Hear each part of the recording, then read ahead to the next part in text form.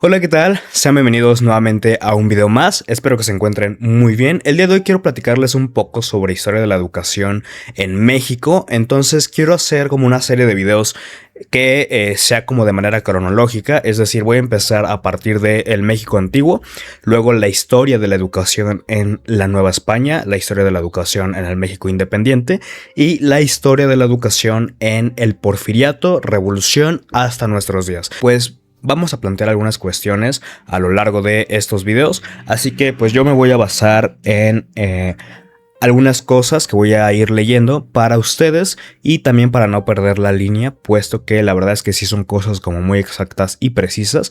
Entonces quiero empezar con el contexto, en este caso de el México antiguo. Vamos a partir del posclásico, es decir, la historia última del México antiguo antes de la conquista, que sería con los mexicas. Y también mencionar que, bueno, la historia del México antiguo pues es sumamente amplia, entonces vaya, en este punto del video pues no da para mencionar tanto Aridoamérica como Asisoamérica, es decir, las culturas de ese punto. Sin embargo, en otro momento me gustaría también poder abordarlas, puesto que en ocasiones nos centramos mucho como en las culturas clásicas, ¿no? De Mesoamérica, tanto los mayas, los mexicas, los olmecas, etc. Entonces, pues vamos a empezar en este caso con los mexicas, es decir, la sociedad, sí, la cultura que se desarrolló en Tenochtitlan, que sería la jerarquía social que quiero yo plantear, que sería a través de 5 niveles. En este caso están el Huaytlatoani, que sería el emperador, es decir, la parte más alta de la sociedad. Y luego están los Pipiltin, que serían la nobleza, es decir, aquellos incluso descendientes de los toltecas, y los Cuaupipiltin, que serían nobles águilas. Luego también están los Pochtecas, que serían comerciantes o mercaderes. Luego están los Macehualtin, que serían aquellos que son agricultores o artesanos. Y los Mayeques, que están en el mismo punto, que serían los braceros de los Pipiltin, es decir, de los que están dos niveles arriba de ellos. Pero por último, bueno, estaban los Tlahtlacotin, que eran los esclavos. Entonces tenemos que primero están los tlatoanis, luego los pipiltin, luego los pochtecas, que eran los comerciantes o mercaderes, y luego los macehualtin, que eran agricultores y artesanos, y por último los esclavos. Ahora, mencionar cuáles eran los centros educativos que estaban dentro de los barrios, en este caso los calpulis.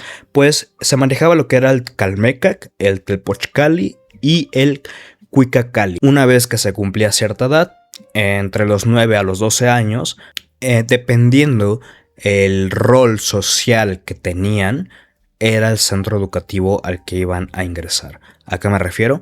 En el caso del calmecac, los únicos que ingresaban eran los hijos de los nobles, que lo que mencionaba anteriormente, que serían los que están después del tlatoani, es decir, aquellos que son descendientes toltecas, o los nobles que también son nobles águilas.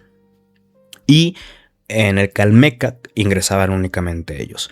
En el caso del tepochcali, los únicos que ingresaban eran los hijos de los macehualtin, que son los hijos de los agricultores o los artesanos, que sería como la clase baja, por decirlo así. ¿Qué se enseñaba? Ok, y bueno, está el cuicacali, donde se fusionaban, en este caso, ambas clases sociales, en el caso de los hijos de los nobles como los hijos de los plebeyos.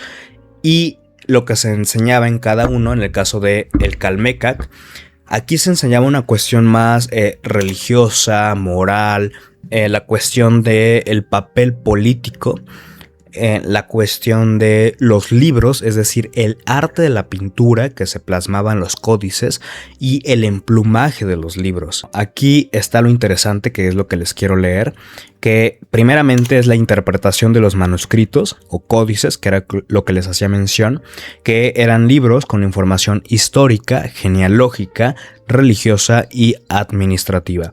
También estaban los elementos relativos al cómputo calendárico, que era regido a través del Tonalpolhualli, que es el que me parece que dura 260 días, y el calendario adivinatorio, que es el Xiopowali, que es el de 365 días, y luego está la historia que estaba ligada, que era lo que se enseñaba en relación a las concepciones de la creación del mundo, es decir, toda la cuestión cosmogónica de la cultura se le impartía a los jóvenes. En el caso del Calmecac, nuevamente, estaba el adiestramiento de las artes, como la pintura de los libros, que era lo que les comentaba, la botánica y la arbolaria, que era el uso de las hierbas para cuestiones medicinales y curativas, y la astronomía, que era el estudio de la posición y movimiento de los cuerpos celestes.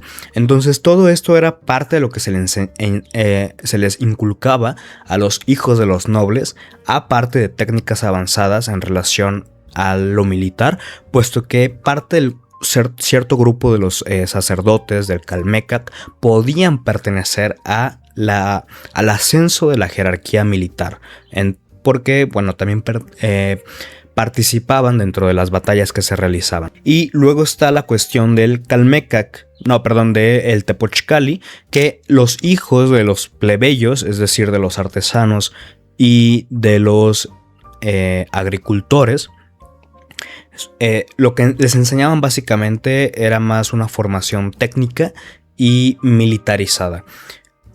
En realidad la sociedad mexica estaba muy regida por la cuestión militar y guerrera, porque tenían a todas las ciudades a su alrededor conquistadas, entonces tenían una manera muy particular de enseñarles a estos hijos de plebeyos la forma en cómo debían pelear, que en realidad tampoco eran como técnicas de guerra muy avanzadas, sino un poco más prácticas en realidad, ¿no?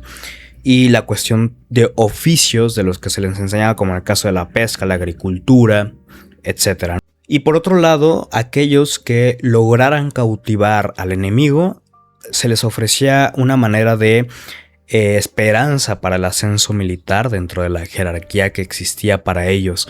Es decir, que mientras más cazaran cautivos, más posibilidad tenían de su ascenso, y incluso el valor del casamiento, es decir, de a quién cautivaran, tenía o radicaba el valor de dónde provenía el cautivo. Es decir, que por ejemplo, si era tlaxcalteca, pues tenía mayor valor a que si era un huasteco. Entonces, a partir de ahí, pues los guerreros sabían a quién sí y a quién no cazar con mayor prioridad o no. Y luego estaba el Cuicacali, donde ya se enseñaba la cuestión de, el nombre de cada uno, que me faltó mencionar, ahorita lo acabo de ver. El Cuicacali es el lugar de casa del canto, el Tepochcali, que es la casa de los jóvenes, el Calmecac sería la residencia de los sacerdotes. En el caso del Cuicacali, lo que se enseñaba pues era la cuestión del ensayo del canto, la danza y la música en relación a un aspecto religioso, donde bueno, podían mezclarse diferentes sociedades, es decir, tanto la clase alta como la clase baja, y podían totalmente relajarse. Entonces ahí es donde se impartía la cuestión de las artes del México antiguo en relación a la danza. Por ejemplo, la danza prehispánica, que tiene diferentes matices, que si en algún punto de su vida tienen la oportunidad de estar caminando por su ciudad, por ejemplo, en el centro de la Ciudad de México se ve mucho eso, en el Zócalo, las danzas prehispánicas con, bueno, el huehuetl como instrumento principal para guiar a través de los sonidos que se hacen al golpearlo, la danza, que serían cada una con una terminación llamada flor, que todas tienen su particularidad, puesto que no todas las personas en diferentes grupos cuando las danzan se termina de la misma manera. Entonces hay movimientos más, movimientos menos, pero tiene un arte muy, mítico, puesto que es como traer un poco del pasado de hace 500 años que no lograron eliminar los españoles en su totalidad después de la conquista. Así que bueno, si les gustó este video pueden darle like, y si tienen alguna sugerencia de algún tema en particular que les gustaría que abordara, pues con mucho gusto pueden colocarlo ahí, y nos vemos en el siguiente video. Gracias.